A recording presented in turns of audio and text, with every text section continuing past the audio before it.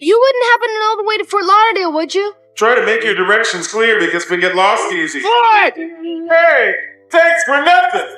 Flight of the Navigator wasn't just another Disney sci-fi. It was a dream twisted into reality, a ship that felt alive, and a story that refused to fade. But behind the chrome hull and the wisecracking computer, it was chaos before cameras ever rolled. The script came from a dream too strange to ignore. Its effects pulled off illusions Hollywood wouldn't master for years. And the boy at its center, his real fate turned darker than the film ever dared. These are 20 weird facts about Flight of the Navigator, and buried in the rewrites and the wreckage, the chrome relic is still out there. This wasn't just Disney sci-fi. It was a ghost ship that never disappeared. Number 1. The entire story of Flight of the Navigator was born in the most unlikely place, inside the head of aspiring writer Mark H. Baker, while he was fast asleep. Baker later admitted that one night he dreamed of a boy who disappeared into a spaceship, only to return years later unchanged while the world around him had moved on. When he woke up, the idea refused to fade. He scribbled down fragments before they slipped away, shaping them into his first draft, a script called Vanished. But Vanished was no family adventure. It was eerie, heavy, and far closer to close encounters of the third kind than anything Disney would normally touch. In this early vision, the boy's journey felt more like a nightmare than a wish fulfillment fantasy. The alien ship was mysterious, even sinister, and the return home carried the weight of loss instead of wonder. Yet something about the core idea was too powerful to ignore. A child ripped from his own time, thrust into a strange new world, and forced to find his way back. It tapped into a universal fear and fantasy all at once. That emotional hook gave the concept its staying power. By the time Disney got involved, the edges were softened, the shadows lifted, and the vision reshaped into something brighter. What started as a strange midnight vision became the foundation for one of the studio's boldest sci-fi experiments, and it all began with a dream that refused to let go.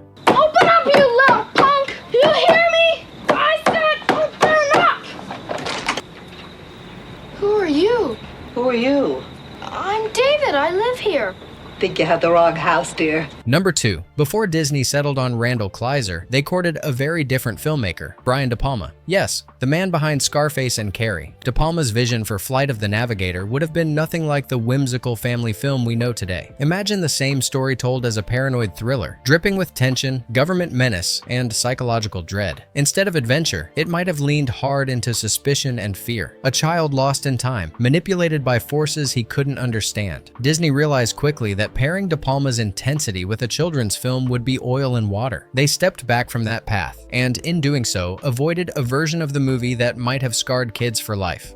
David, where have you been all this time? I just went to get Jeff at the Johnsons a few hours ago. Number 3. The movie we know as Flight of the Navigator didn't always soar under that name. Early drafts carried titles like Vanished, Spaceboy, and even Grounded. None of them quite worked. Some sounded too bleak, others too juvenile. Disney wanted something that felt adventurous but not frightening. Finally, they landed on Flight of the Navigator. It struck the right balance, bold, mysterious, and exciting, without turning kids away. The title gave audiences the promise of a journey, not just a disappearance. It's proof that sometimes finding the perfect name can be as much of an adventure as making the movie itself. What's happening? Just rest, David. I don't want to rest. Where's my mom and dad? Number 4. Before Joey Kramer became David Freeman, Disney briefly looked at another young actor, Joaquin Phoenix. Back then, he wasn't the intense Oscar winner we know today. He was just a boy from a traveling family, still going by the name Leaf, doing TV spots and commercials alongside his siblings. Casting directors reportedly had him on their list because he carried a mix of innocence and raw seriousness, the kind of quality that could sell David's strange journey of losing 8 years of his life in a single blink. They saw in him a spark that could balance both wonder and fear. But Phoenix never got past early consideration. Disney ultimately chose Joey Kramer, whose approachable every-kid charm felt more in line with the film's family tone. It was a sliding doors moment. Had Phoenix been cast, the movie might have leaned into darker, more dramatic territory. Instead, Phoenix's breakthrough came much later, while Kramer carried the role that cemented Flight of the Navigator as a cult classic. David, who's the president of the United States? It's Jimmy Carter. Number 5. Before Sex and the City made her a household name, Sarah Jessica Parker played Carolyn, the quirky NASA intern. For her, the role was nothing special. Years later, she admitted it felt like just a summer job. No pressure, no lasting memory, just another paycheck. But for fans, her wide-eyed charm gave the film an extra spark, a flash of personality in a world of stern scientists and military men. The irony? A role she barely remembered became unforgettable to audiences. Proof that sometimes, even the smallest parts can stick with fans far longer than the actors themselves expect. Hi, I'm Carolyn McAdams. You gotta be real hungry after your trip, right? What is this thing? That's Ralph. Ralph? Mm-hmm. Robotic assistant labor facilitator. Number 6. You'd expect sweeping alien landscapes to be shot abroad and ordinary streets to be filmed at home, but Flight of the Navigator flipped that logic upside down. All the exteriors, the Florida neighborhoods, forests, and skies were filmed in the US, but when it came time to shoot the sleek spaceship interiors, production packed up and moved to Norway. Why? Financing. European backers wanted their share of the project, and building the high-tech ship there made the deal work. Director Randall Kleiser admitted it felt completely backwards. Still, that odd choice gave the movie its unique look, a mix of small-town America and European design that made the Navigator feel both familiar and otherworldly. You know something? You're a weird kid. Me? I'm not the one with the purple hair. Oh. Number 7. The ship at the center of Flight of the Navigator didn't spring to life overnight. It went through dozens of redesigns, each more awkward than the last. Some early drafts looked bulky and uninspired. One producer even joked it resembled a flying toaster with fins. Designers kept searching, sketching anything that might spark the right shape. The breakthrough came from something surprisingly ordinary: chrome teapots. When light curved across their surfaces, it created that sleek liquid metal look. Suddenly, the UFO felt less like a machine and more like something alive. To perfect it, Disney turned to Michael Sheffey, the same mind who gave Back to the Future its DeLorean. He polished the ship until it gleamed like a living sculpture, reflective and mysterious, a craft that seemed to shift before your eyes. On screen, that gamble paid off. What could have been just another flying saucer became one of the most iconic spaceship designs of the 1980s, a ship so strange and elegant that kids swore it had to be real. Number 8. Long before liquid metal stunned audiences in Terminator 2, Flight of the Navigator was quietly rewriting the rules of visual effects. The morphing spaceship, shifting from a dull matte shell into a gleaming, reflective dart, was one of Hollywood's first experiments with fully rendered CGI reflections. At the time, computer effects were still in their infancy. Studios used them sparingly for wireframes or simple grids, not for polished objects that needed to move, bend, and shine realistically under sunlight. The team behind Navigator took a gamble, feeding hours of raw data into computers that filled entire rooms. Every second of the ship's transformation required painstaking calculation, something audiences would later take for granted in the digital age. The gamble worked. The ship's shimmering mercury-like effect was unlike anything people had seen. Years later, James Cameron admitted he studied that exact technique while preparing the liquid metal T-1000 for Terminator 2. For a movie with a modest budget, it was a leap into the future. What looked like childlike wonder on screen was, behind the scenes, the cutting edge of computer-generated imagery, a glimpse of the digital revolution to come. Number 9. CGI wasn't the whole story. Inside the ship, the artificial intelligence Max wasn't just a computer trick. He was puppeteered in real time. His mechanical eye stalk swiveled, panels blinked, and lights danced thanks to old-school craftsmanship. Off-camera, a team of puppeteers pulled wires and triggered mechanisms to make Max feel like he was truly interacting with David. That blending of cutting-edge CGI with hands-on puppetry gave the character weight and presence. For kids watching, Max wasn't a special effect. He was a living, unpredictable co-pilot. Number 10. It may seem strange that the man who brought us John Travolta in a leather jacket also gave us a boy flying through space. But that's exactly what happened. Flight of the Navigator was directed by Randall Kleiser, the filmmaker behind Grease, one of the biggest musicals of all time. 8 years after teenagers sang their way through high school hallways, Kleiser shifted to sci-fi adventure. His resume jumped wildly. The Blue Lagoon, Big Top Pee-wee, White Fang, even Honey, I Blew Up the Kid. But in Navigator, Kleiser left a subtle nod to his past. The movie opens in 1978, the very year Grease conquered the world. For sharp-eyed fans, it feels like a quiet wink from a director who never stopped moving between worlds. I went to a concert with some friends last night. Really? My mom took me to see the Bee Gees a couple months ago. Who'd you see? Twisted Sister. Never heard of her. It's a hymn. Oh.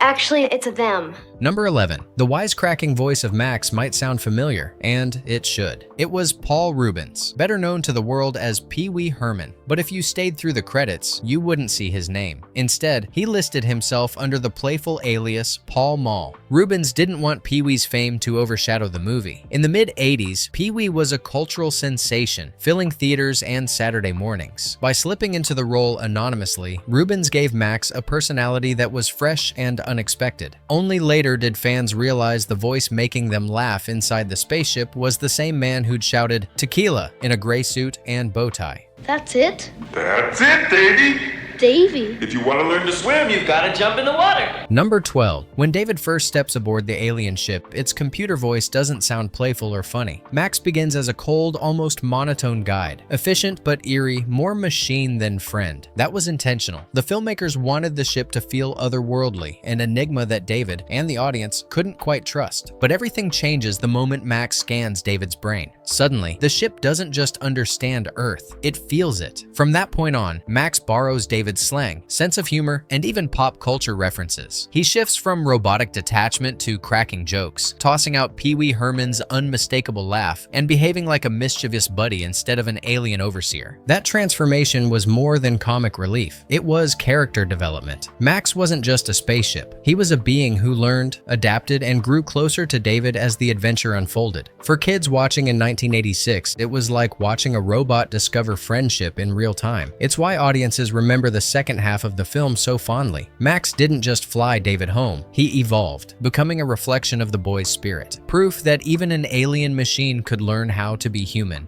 Number 13. Most Disney adventures of the 1980s were scored with sweeping orchestras, but Flight of the Navigator sounded like it came from another planet. That's because Alan Silvestri, the man behind Back to the Future and Romancing the Stone, didn't hire strings or brass. Instead, he turned to a synclavier, one of the earliest digital synthesizers in the world. The synclavier wasn't a keyboard you could pick up at a music shop. It was a hulking, million-dollar supercomputer that filled entire rooms, capable of producing sounds no human hand had ever played. Silvestri programmed every note, layering textures that pulsed, shimmered, and bent like alien signals. The result was eerie and futuristic, matching the reflective ship and Max's strange personality perfectly. For kids in 1986, it didn't just sound different, it felt different, like a message from the future. Long before electronic scores became common in Hollywood, Silvestri proved that machines could make music as powerful and emotional as an orchestra. His experiment turned Navigator into one of the most sonically unique films of its era, a movie where even the soundtrack reminded you that you weren't on Earth anymore. Number 14. We know the Max who cracked jokes and mimicked Pee Wee, but that wasn't always the plan. In the earliest drafts, he was written as a straight-up nightmare, modeled after HAL 9000 from 2001, A Space Odyssey. Calm, cold, uncaring. This version of Max wasn't David's co-pilot, he was his captor. Early notes described him overriding commands, steering the ship against the boy's will, and studying him like a specimen in a lab. Instead of a wisecracking buddy, David would have been trapped with an all-seeing machine that treated him more like cargo than a companion. Disney eventually realized they had a problem. Keep that version, and Flight of the Navigator would have played like a horror movie. So they pivoted, reshaping Max into a lighter presence filled with slang, jokes, and that unmistakable Pee Wee laugh. It was more than a rewrite. It was a survival move. Because if Max had stayed the HAL-inspired menace, kids wouldn't have loved him. They would have feared him. Number 15. The final cut of Flight of the Navigator feels tight, but behind the scenes whole subplots were filmed and then scrapped. One of the strangest involved Carolyn, the NASA intern played by Sarah Jessica Parker. In a deleted moment when David finally returns to 1978, he runs into a younger version of Carolyn, his own age. It was a surreal twist that hinted at time travel paradoxes, but Disney cut it for fear it confused the story. Other changes never even made it to camera. Early drafts explained that scientists reverse engineered the spaceship from David's memories, and an alien that wound up as a slimy slug was originally described in far more disturbing detail. These cuts stripped away some of the weirdest edges, leaving the version of Navigator that became a cult classic. Carol, I've got to get out of here. David, contact my parents. Tell them what's going on. Okay, what's he doing? Please. Number 16. Most Disney films arrive with a polished rollout, but Flight of the Navigator was tangled in corporate chaos from day one. The movie began under Viking Film, a small production outfit that collapsed before shooting was done. Disney swooped in to finish the project, but the studio was still licking its wounds from Return to Oz, a box office disaster that had shaken its confidence in dark fantasy and sci-fi ventures. Executives didn't want to stake the Disney name on another potential flop, so they struck a compromise. Disney handled U.S. distribution, while the producer's sales organization took overseas markets. In Australia, the film even came out through Roadshow, a Warner Brothers affiliate, with no Disney branding anywhere on the posters. To audiences abroad, Navigator didn't feel like a Disney film at all, more like an orphaned sci-fi curiosity that had slipped through the cracks. And in a bizarre twist, PSO itself went bankrupt the very year Navigator hit theaters. The movie survived, but its rollout was fragmented and confusing, proof that even a studio giant like Disney sometimes didn't know how to fly its own ship. Number 17. When Flight of the Navigator finally lifted off in 1986, Disney was hoping for a hit. The budget sat at about $9 million. Not cheap, but not blockbuster territory either. In the end, the film pulled in just under $19 million at the US box office. Respectable, but nowhere near the juggernauts of the decade. The timing didn't help. It opened on August 1st, 1986, the very same weekend Howard the Duck crashed and burned, a catastrophe that dominated headlines and overshadowed smaller releases. And in the family market, it had to compete with Disney's own Great Mouse Detective, which was still drawing crowds just a month after its debut. So while kids were enchanted by the idea of a boy piloting his own spaceship, executives were underwhelmed by the numbers. The film didn't become a phenomenon overnight. Its real journey to cult status came years later, through VHS rentals, endless cable reruns, and word of mouth from fans who never let it disappear into obscurity. Number 18. On screen, Joey Kramer was every kid's dream, a boy whisked away by a talking spaceship, trusted to pilot an alien craft, and forever remembered as the face of Flight of the Navigator. But once the cameras stopped rolling, life was far less magical. Kramer struggled through the late 80s and 90s, fading from Hollywood while still just a teenager. What followed was a downward spiral of addiction and run-ins with the law. From drug charges to a shocking 2016 bank robbery in British Columbia, the image of the wide-eyed boy who once flew through the stars was replaced with mugshots, a reminder of how brutally child stardom can turn. And yet, his story didn't end there. After serving time, Kramer began the slow work of rebuilding his life. He found purpose mentoring at-risk youth, openly sharing his mistakes so others wouldn't follow the same path. At fan conventions, he embraced his cult legacy, finally meeting audiences who had grown up loving David Freeman. For those fans, he wasn't a cautionary tale. He was a survivor, a boy who once got lost in time, and a man who fought hard to find his way back. You know, you're cute. Did a girl ever tell you that before? Nobody but my mom, but I don't think she counts.